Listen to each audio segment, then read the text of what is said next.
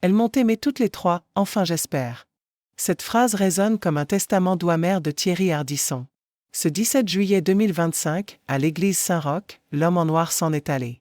Et comme il l'avait souhaité, ces trois grandes histoires d'amour étaient là. Christiane, Béatrice, Audrey. Trois femmes, un seul homme, un dernier chapitre écrit à l'encre noire et au parfum de souvenirs. Christiane Bergognon, sa toute première épouse, a bouleversé l'assistance. Ce n'était pas une apparition attendue, ni ostentatoire, mais elle a marqué les esprits. Perfecto en cuir noir, robe scintillante, clou roc sur les épaules. Comme un écho visuel à leur jeunesse tumultueuse. Celle qui lui sauva la vie, littéralement, en le découvrant in extremis dans une baignoire après une tentative de suicide. Celle qu'il avait aimée avant qu'il ne devienne l'homme en noir. Celle qu'il n'a jamais oubliée. Elle m'a sauvé la vie, elle est revenue chercher son rouge à lèvres. Ce souvenir raconté dans Coloscopie, avec Laurent Baffy prend une dimension quasi mystique en ce jour de deuil. Puis il y eut Béatrice Loustalent. Sa deuxième épouse, la mère de ses enfants Manon, Ninon et Gaston. Présente elle aussi, sobre, digne, entourée de ses enfants. Ceux que Thierry a chéris à sa manière, pudique, parfois maladroite, mais toujours fidèle. Leur histoire fut celle de la stabilité dans la tempête médiatique. Ils ont partagé presque 25 ans de vie commune, entre production télé, dîners mondains et vacances déconnectées. Puis est arrivée Audrey. Audrey Crespo-Mara, son ultime amour. Sa complice, son épouse depuis 2014. Elle est entrée dans l'église Saint-Roch soutenue par Sékou et Lamine Mara, ses deux fils, qu'Ardisson n'a pas engendré mais qu'il a reconnu comme sien. Leur nom figurait même sur le faire-part d'obsèques.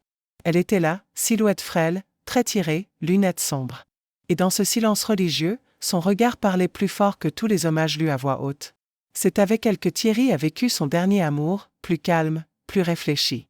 Une forme d'apaisement tardif, après tant de chaos créatif. L'église Saint-Roch, la paroisse des artistes, a vibré comme un plateau de télévision. Dress-code noir, lunettes facultatives, playlist millimétrée. Jusqu'au bout, Ardisson aura mis en scène sa vie et sa mort.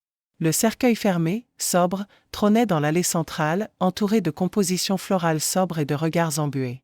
Dans les bancs, un casting de stars, Arthur, Marc Lavoine, Florent Pagny, Brigitte Macron, Laurent Baffy, Faustine Bollard, Philippe Corti, Léa Salamé, Michel Drucker. Des visages connus, mais surtout des proches venus saluer le dernier générique de Thierry. Mais au-delà des paillettes, il y avait cette tension palpable entre les trois femmes. Pas d'échange, pas d'accolade. Chacune dans sa bulle. Pourtant réunies par un homme qui, à sa manière, les a aimées profondément. Ce n'était pas de la rivalité, mais de la pudeur. Le respect d'un moment plus grand que leurs histoires. Christiane, la flamme adolescente. Béatrice, la stabilité maternelle. Audrey, l'amour de la maturité.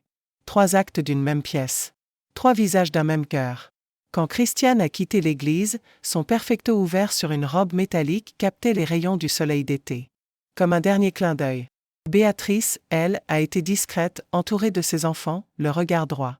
Audrey, main dans la main avec Sékou, a tourné la tête une dernière fois vers le cercueil. Chacune a vécu ce moment avec une émotion propre, mais toutes trois portaient une même douleur, celle de perdre un homme qui, quoi qu'on dise, les avait fait vibrer. Thierry Ardisson, maître de l'irrévérence et du montage millimétré, aura orchestré jusqu'à son adieu. Réservé aux invités, avait-il précisé. Comme un plateau de « tout le monde en parle » réservé aux VIP du cœur. Mais ce dernier show, avec ses larmes contenues, ses regards lourds de souvenirs et son absence omniprésente, restera gravé comme son ultime chef-d'œuvre. Il n'a pas seulement marqué la télévision. Il a marqué les femmes qu'il a aimées. Et elles le lui ont rendu, une dernière fois.